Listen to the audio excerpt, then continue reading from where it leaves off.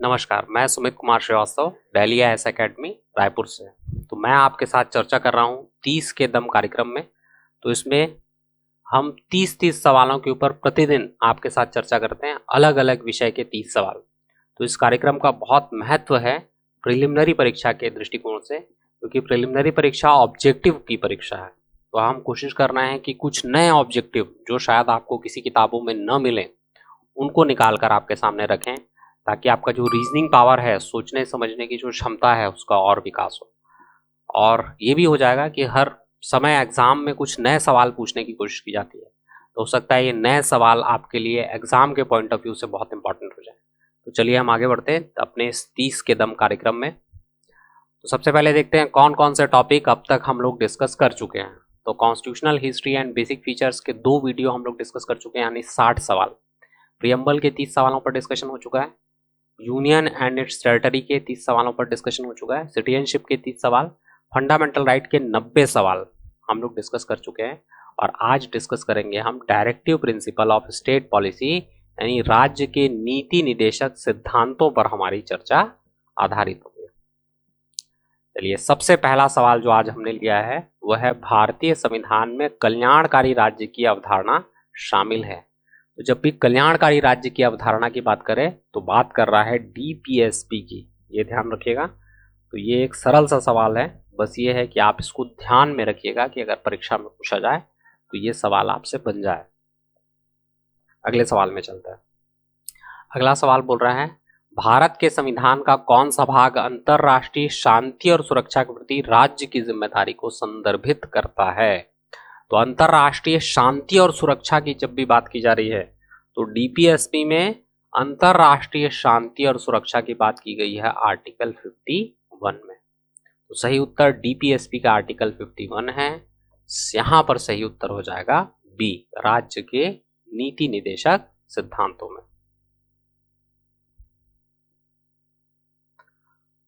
अगला है, भारत के संविधान में राज्य के नीति निदेशक सिद्धांतों को शामिल करने का उद्देश्य क्या था।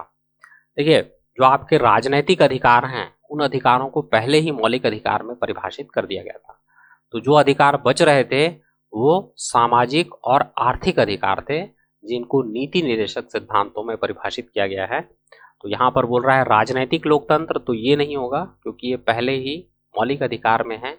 सामाजिक लोकतंत्र है, परंतु केवल सामाजिक लोकतंत्र नहीं, बल्कि सामाजिक और आर्थिक दोनों लोकतंत्र कहाँ शामिल है, तो डीपीएसपी में शामिल है। सही उत्तर हो जाएगा डी। आगे बढ़ते हैं। अगला सवाल है, निम्नलिखित कथनों पर विचार करें। राज्य के नीति निदेशक सिद्धांत हैं, राज्य के आदर्शों की प्रकृति से निर्देश, राज्य की नीति को प्रभावित करने और आकार देने वाले निर्देश, नागरिकों के गैर न्याय संगत अधिकार। तीनों ही सही है ना। राज्य के लिए निर्देश हैं, ये कुछ आदर्श हैं जो संविधान निर्माताओं ने इन आदर्शों के आधार पर राज्य को निर्देश दिया हुआ है। उसके बाद राज्य की नीति को प्रभावित करने और आकार देने वाले निर्देश हैं, ये भी ठीक है। नागरिकों के गैर न्याय संगत अधिकार हैं, ये भी ठीक है। तो सही उत्तर हो जाएगा 1, 2 और 3। अगले सवाल पर चलते हैं। अगला सवाल है, निम्नलिखित कथनों पर विचार कीजिए। तो ये कथन और निष्कर्ष वाला जो क्वेश्चन है, या कथन और कारण वाला जो सवाल है, इसको कैसे बनाया जाता है मैंने आपसे डिस्कस किया था। तो इस प्रकार के सवाल को बनाने के लिए सबसे पहले आपको देखना है कि कथन और कारण दोनों सही हैं या नहीं। अगर दोनों सही हैं तो आपको ये देखना है कि जो कारण है वो कथन की ठीक व्याख्या कर रहा है या नहीं। तो आप जो कारण वाला भाग है उसके पहले क्योंकि लगाएंगे और बीच में इसलिए, और अगर सेंटेंस पूरा बन रहा है तो ये व्याख्या कर रहा है। चलिए तो देखते हैं। भारत के संविधान में निहित राज्य के नीति निदेशक सिद्धांत स्वतंत्रता के मौलिक अधिकार से संबंधित अनुच्छेद 19 में निर्धारित उचित प्रतिबंधों की सीमाओं को निर्धारित करने में प्रासंगिक है। कह रहा है कि आर्टिकल 19 के जो निर्बंधन है, या आर्टिकल 19 की जो सीमा है, जब उसका निर्धारण किया जाता है तो क्या नीति निदेशक सिद्धांतों का भी उसमें कुछ महत्व होता है। तो जी हाँ, बिल्कुल, उन निदेशक सिद्धांतों का भी उसमें पर्याप्त महत्व है। तो जो पहला वाला स्टेटमेंट है बिल्कुल सही है। अब दूसरा स्टेटमेंट बोल रहा है, संविधान के भाग 3 में मौलिक अधिकारों को निदेशक सिद्धांतों द्वारा प्रतिस्थापित किया गया है। ये ठीक नहीं लग रहा है, ये गलत है। तो कारण गलत है और कथन सही है। आसानी से बन गया है सवाल, सी है इसका उत्तर। आगे बढ़ते हैं। अगला सवाल है, भारत के संविधान में राज्य के नीति निर्देशक सिद्धांतों में निम्नलिखित में से कौन सा शामिल है? देखिए, बताइए कौन कौन से शामिल है। नागरिकों के लिए समान नागरिक संहिता शामिल है कि नहीं? बिल्कुल शामिल है। 44 पढ़िएगा आर्टिकल जाके। न्यायपालिका को कार्यपालिका से अलग करना, ये सेपरेशन ऑफ पावर की बात कर रहा है। किसने दिया था सेपरेशन ऑफ पावर का प्रिंसिपल? तो सेपरेशन ऑफ पावर का प्रिंसिपल एक फ्रेंच जूरिस्ट मॉन्टेस्क्यू के द्वारा दिया गया था। हालांकि भारत में जब हम सेपरेशन ऑफ पावर की बात करते हैं तो हम कार्यपालिका और विधायिका के पावर को सेपरेट नहीं कर सकते, क्योंकि भारत में संसदीय शासन व्यवस्था है। तो यहां पर कार्यपालिका और न्यायपालिका की शक्तियों को पृथक करने की बात की गई है। कौन सा आर्टिकल है? 50। राष्ट्रीय महत्व के स्मारकों की सुरक्षा, ये भी है क्या डीपीएसपी में? बिल्कुल है। कौन सा आर्टिकल है? 49। तो आपका सही उत्तर हो जाएगा डी, 1, 2 और 3 तीनों।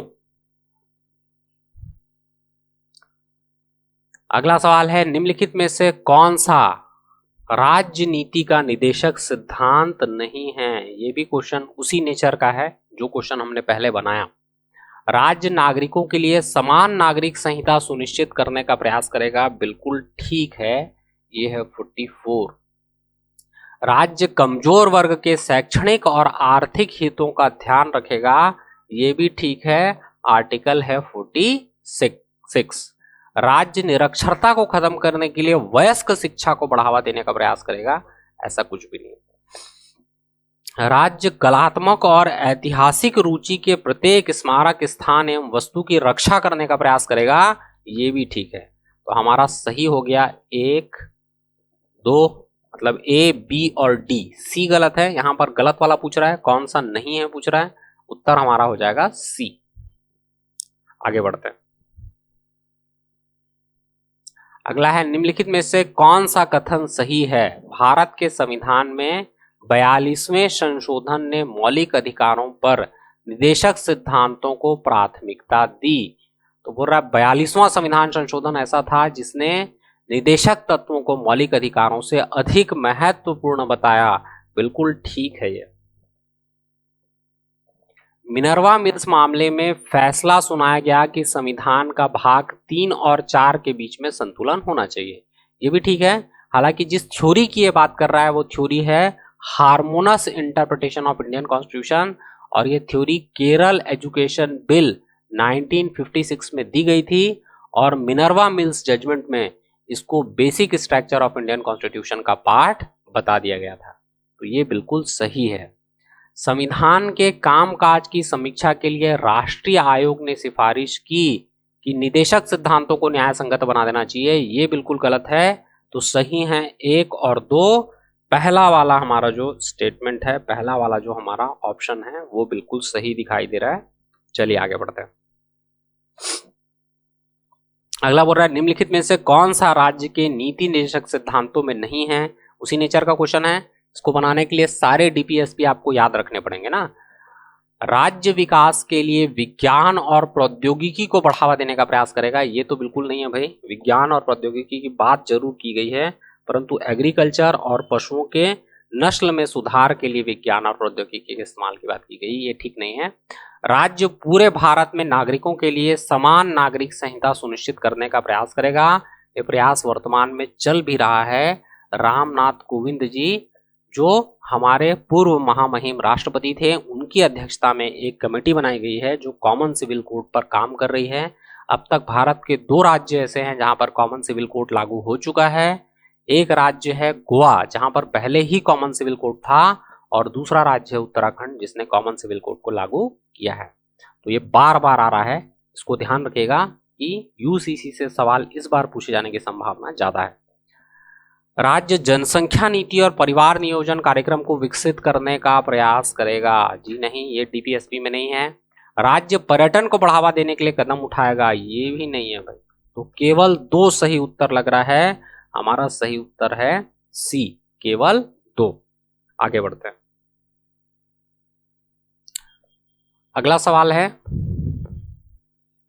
निम्नलिखित कथनों पर विचार कीजिए। राज्य के नीति निदेशक सिद्धांत हैं, संशोधन योग्य नहीं। क्या निदेशक सिद्धांतों में संशोधन नहीं हो सकता? बिल्कुल हो सकता है, हुआ है। 42nd कॉन्स्टिट्यूशनल अमेंडमेंट ने कई निदेशक सिद्धांतों में संशोधन किए, और उसके बाद 86 कॉन्स्टिट्यूशनल अमेंडमेंट याद कीजिए, जिसमें आर्टिकल 45 में से 0 से 14 वर्ष जो उसमें था, उसमें 6 से 14 वर्ष को हटा करके कहाँ डाल दिया गया था? 21A में। तो संशोधन तो हो सकता है, ये सही बिल्कुल नहीं है, ये गलत है, इसको छोड़ देते हैं। किसी भी न्यायालय द्वारा लागू नहीं करवाए जा सकते, बिल्कुल ठीक है, ये न्यायालय द्वारा लागू नहीं करवाए जा सकते। मैंने आपको बताया 37 स्पष्ट रूप से बोलता है कि ये न्यायालय द्वारा लागू नहीं करवाए जा सकेंगे। देश के शासन में मौलिक है, बिल्कुल है। तो 2 और 3 हमारा सही उत्तर है, सी हमारा सही उत्तर हो जाएगा, 2 और 3। आगे बढ़ते हैं। अगला सवाल है, संविधान के किस संशोधन में भारत सरकार ने राज्य के नीति निदेशक सिद्धांतों में उपयुक्त कानून बनाकर उद्योगों में प्रबंध और श्रमिकों की भागीदारी प्रदान करने का अग्रणी प्रयास किया? तो ये आपका 42वां संविधान संशोधन है। इससे कौन सा आर्टिकल डीपीएसपी में जोड़ा गया था? तो आर्टिकल 43 में एक 43A जोड़ा गया था, बाद में 43 में 43B भी जोड़ा गया। तो 43A जो जुड़ा था वो 42nd कॉन्स्टिट्यूशनल अमेंडमेंट एक्ट 1976 से जुड़ा था, और इसी का जो बी वाला पार्ट था वो 97 कॉन्स्टिट्यूशनल अमेंडमेंट एक्ट 2011 से जोड़ा गया था। तो ये दोनों ही जुड़े थे ना। बी में है सहकारी संस्थान को बढ़ावा देना, और ए में है मजदूरों की प्रबंध में भागीदारी। चलिए आगे बढ़ते हैं। अगला है, निम्नलिखित में से कौन सा एक राज्य के निदेशक सिद्धांतों का तत्व नहीं है?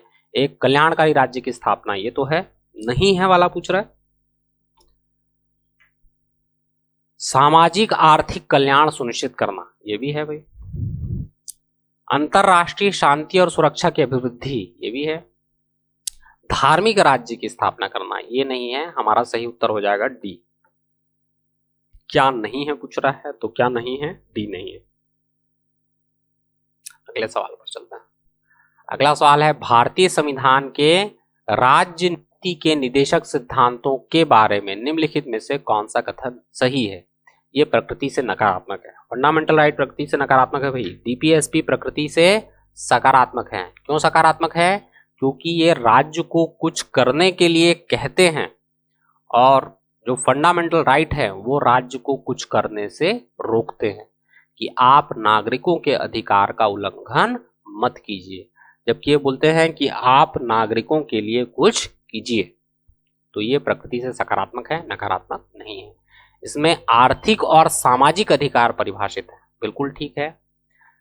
ये अमीरों के कल्याण को बढ़ावा देते हैं, इसको तो सीधा ही काट दीजिए भाई, गलत है। ये प्रकृति से सकारात्मक है, सही है। तो 2 और 4 हमारे सही हैं, सही उत्तर हो जाएगा डी। आगे बढ़ते हैं।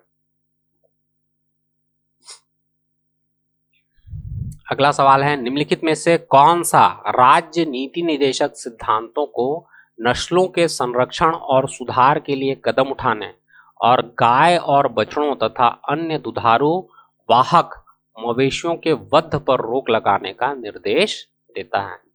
तो कौन सा ऐसा आर्टिकल है जो दुधारू पशुओं के वध को निषेध करता है और पशुओं की नस्ल में सुधार की बात करता है? तो 48 वो आर्टिकल है जो ऐसा कहता है।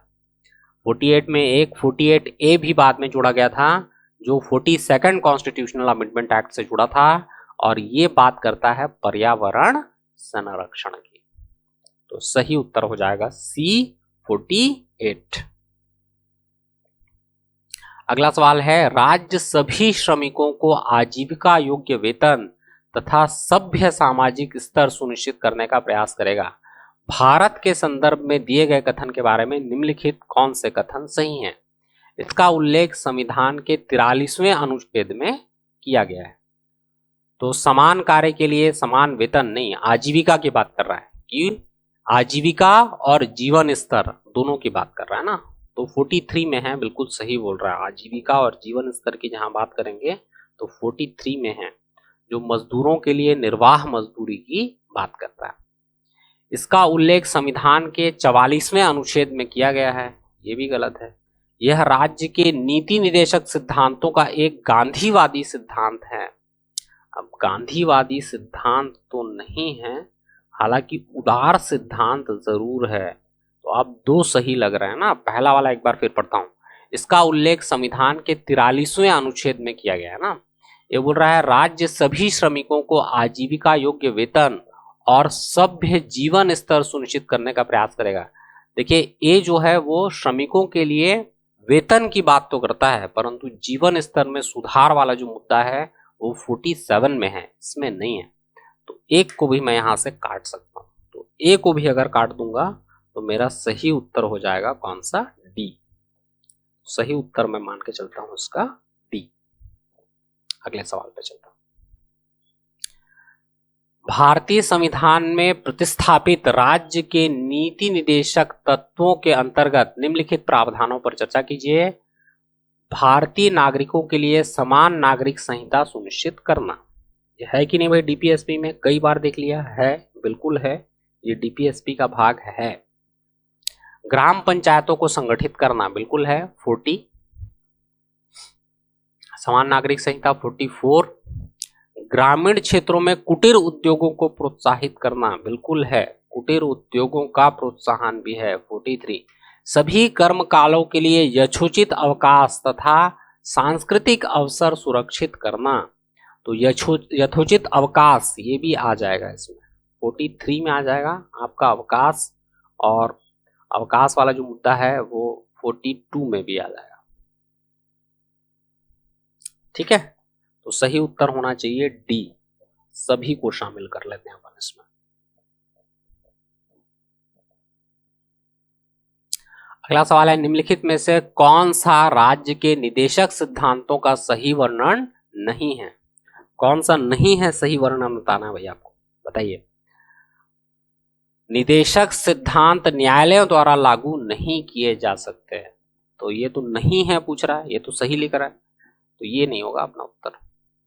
निदेशक सिद्धांत को राजनैतिक स्वीकृति प्राप्त है, ये तो ठीक लग रहा है, राजनैतिक स्वीकृति प्राप्त है, ये भी हमारा उत्तर नहीं है। निदेशक सिद्धांत राज्य विधान के उद्देश्यों की घोषणा है।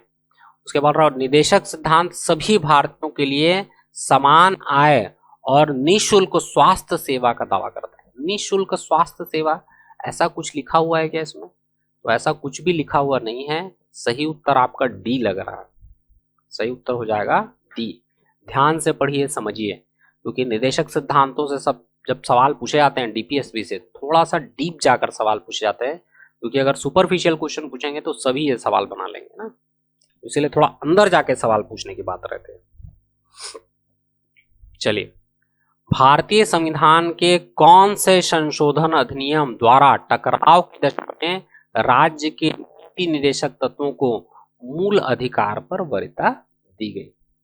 इसको भी बार बार चर्चा कर रहे हैं ना। कौन सा कॉन्स्टिट्यूशनल अमेंडमेंट था जिसमें डीपीएसपी को मौलिक अधिकार से अधिक महत्वपूर्ण बताया गया? 42वां, 76, बार बार डिस्कशन में आ रहा है, इसको ध्यान में रख लीजिए, सवाल पूछे जा सकते हैं परीक्षा में। अगला है, राज्य नीति के निदेशक सिद्धांतों का उद्देश्य है सकारात्मक निर्देश निर्धारित करना जो सभी स्तरों पर राज्य नीति का मार्गदर्शन करेंगे। बिल्कुल ठीक है भाई, ये उद्देश्य तो ठीक लग रहा है। एक विकेंद्रीकृत राज्य के लिए गांधी जी के विचारों को लागू करना, ये भी ठीक लग रहा है भाई मुझे। सरकार द्वारा मनमानी शक्तियों के दुरुपयोग की जांच करना, ये ठीक नहीं लग रहा है।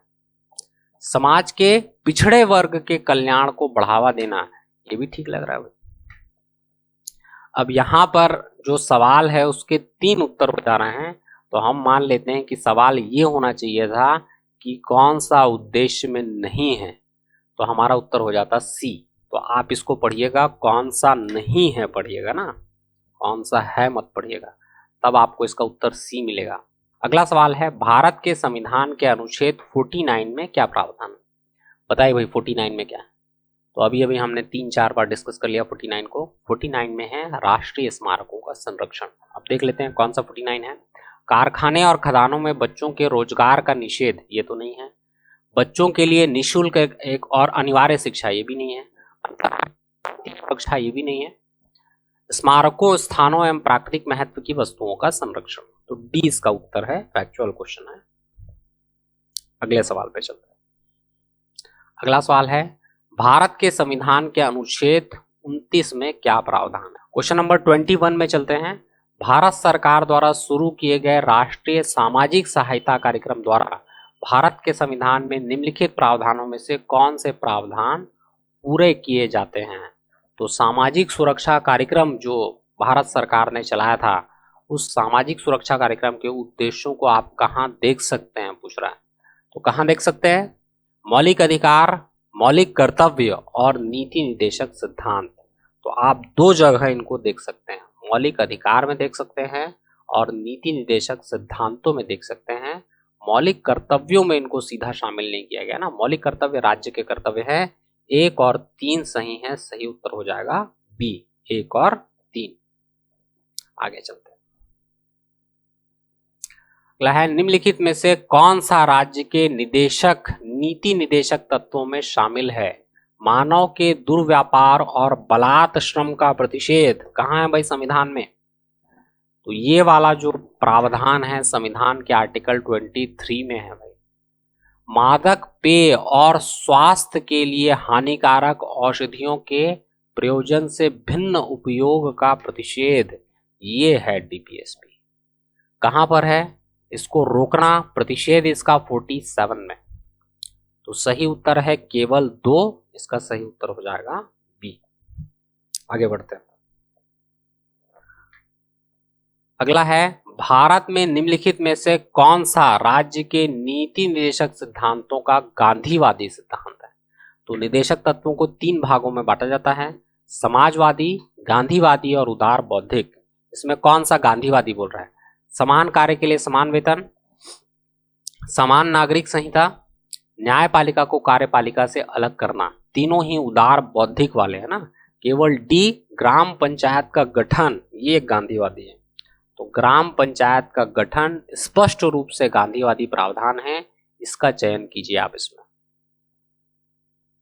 आगे बढ़ते हैं। अगला सवाल है, इसमें से कौन राज्य के नीति निदेशक सिद्धांतों में सम्मिलित नहीं है? मद्य निषेध सम्मिलित है, अभी देखा था, 47 का पार्ट है। काम का अधिकार, राइट टू एजुकेशन, ये नहीं है भाई, राइट टू एजुकेशन नहीं है, तो ये नहीं है, बी हमारा सही उत्तर है। समान कार्य के लिए समान वेतन, ये है, यह आपका 39 का डी है।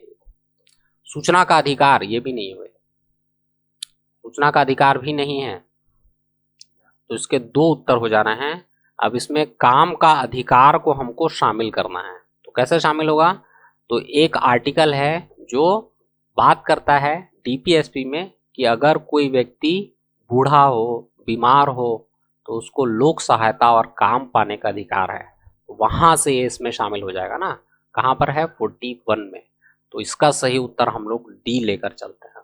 तो देखिए, ऐसे आपको समझना पड़ता है किसी सवाल को बनाने के पहले कि अगर आपका सही ऑप्शन नहीं मिल रहा है तो आपको सही ऑप्शन तक कैसे पहुंचना है। चलिए आगे बढ़ते हैं।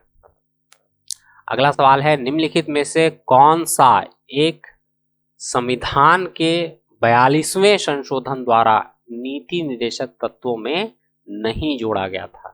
अब यहां पर इंपॉर्टेंट हो जाता है कि 42वें ने क्या क्या डीपीएसपी में जोड़ा है, ये इंपॉर्टेंट है।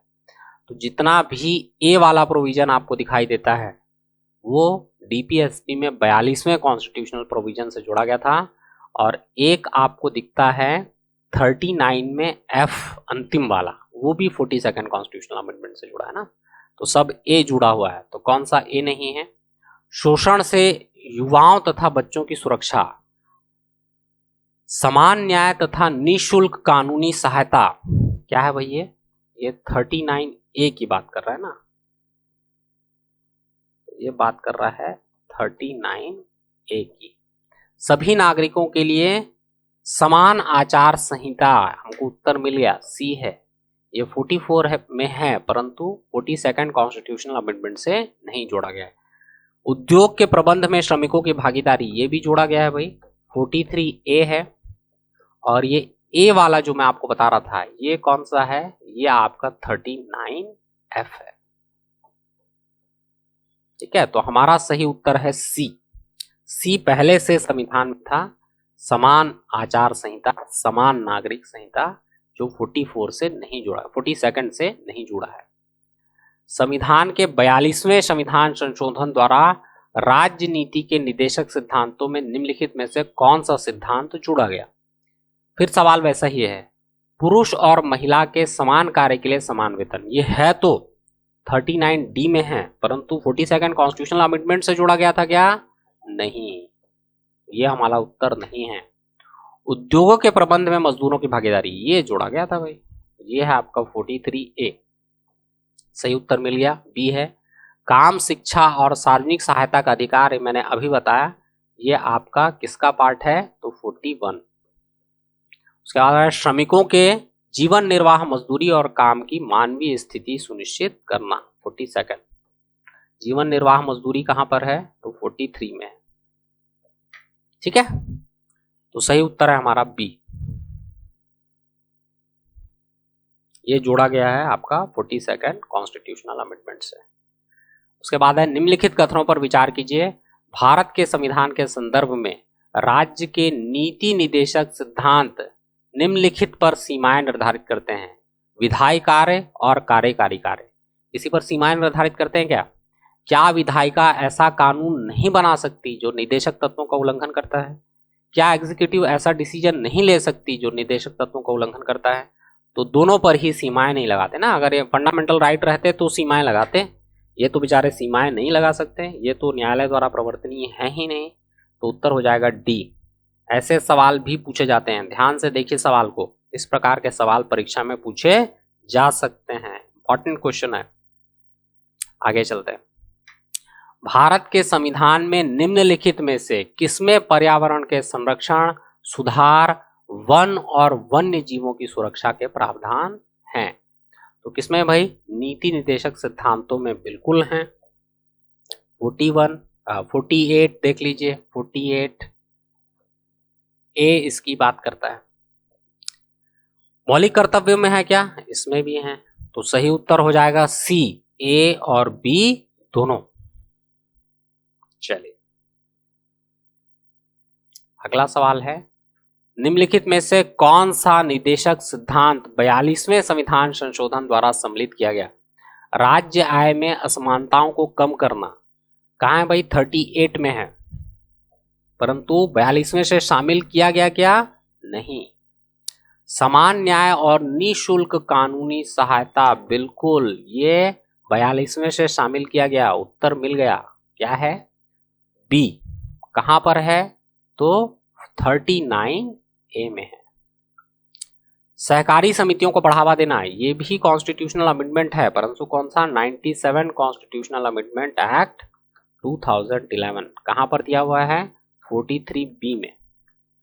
प्रारंभिक बचपन देखभाल के लिए प्रावधान, ये भी है 45 में,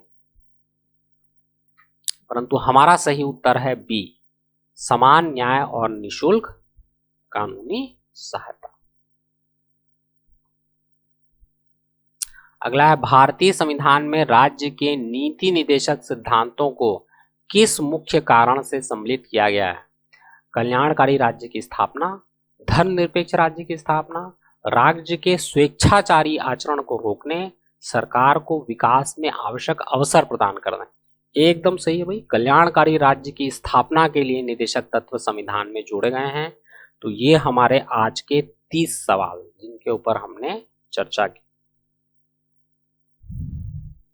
तो अब हम यहां से आगे बढ़ेंगे और अब 10वें पार्ट में हम फंडामेंटल ड्यूटीज के ऊपर आपके साथ चर्चा करेंगे। इसका दम कार्यक्रम ऐसा है जिसका अधिक से अधिक लाभ आप सभी विद्यार्थियों को लेना चाहिए, क्योंकि जिन सवालों के ऊपर डिस्कशन हो रहा है उसमें से कई सवाल ऐसे हैं जो यूनिक सवाल हैं, कहीं शायद आपने पढ़े या देखे नहीं होंगे।